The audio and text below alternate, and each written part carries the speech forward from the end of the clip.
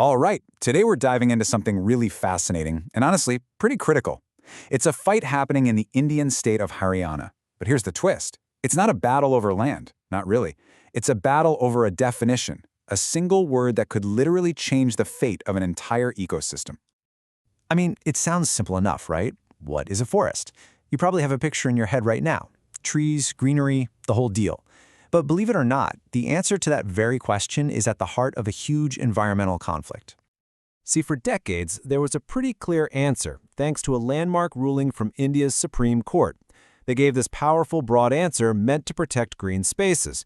But now, well, a new, super technical rule from the Haryana government is coming in and basically challenging that entire foundation.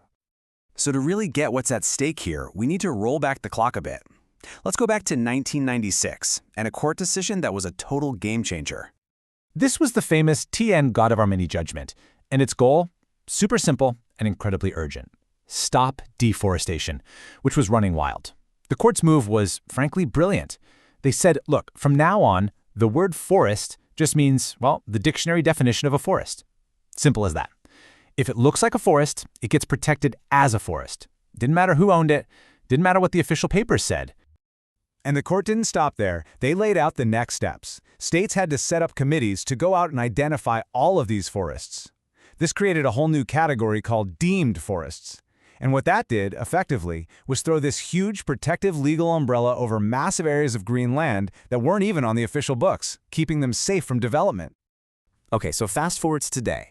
That brings us to what's happening now. Let's take a look at how Haryana has decided to define a forest. So instead of that broad, common sense idea, Haryana has brought in this really strict technical checklist.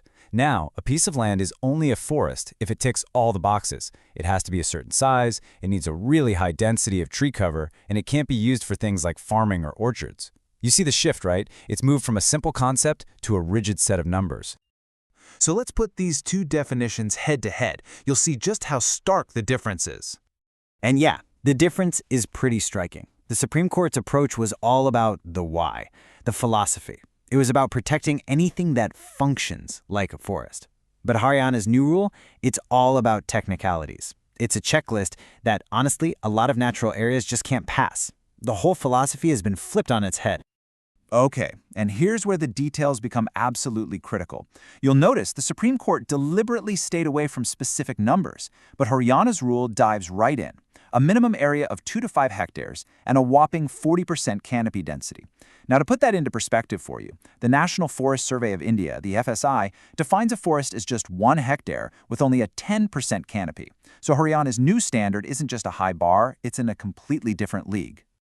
So why all the fuss about a few numbers and definitions? Well, it all comes down to one specific, ancient, and incredibly important landscape, the Aravalli mountain range. First, let's set the scene a little. Haryana has one of the lowest levels of forest cover in all of India.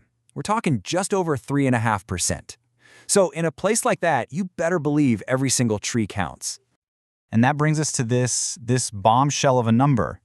Because of this new definition, a staggering 88% of the Aravalli range in Haryana is now at risk of being stripped of its legal protection. Just let that sink in. 88%. That is a massive, massive area that's suddenly left vulnerable.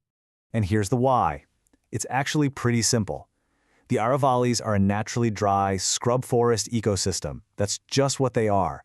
So there's no way they can meet this super dense 40% canopy cover that Haryana's new rule demands. The national standard is set at 10% for a reason. It reflects the ecological reality of places like this, a reality this new rule seems to completely ignore. So let's be crystal clear about this. The Aravallis are on the chopping block, not because they aren't ecologically vital, they absolutely are, but simply because their natural state, with its more sparse vegetation and smaller patches of green, doesn't fit into the new, rigid legal boxes that have been created. Now, I know it's easy to think this is just some regional issue, but the consequences of this decision ripple way, way out. They affect millions of people, especially anyone living in or around India's national capital region. Think of it like a chain reaction, a domino effect. First, you weaken the legal definition. That leads to forest loss. When the forests go, the groundwater doesn't get recharged. And when you lose those natural green filters, the air quality gets worse. It's a straight line.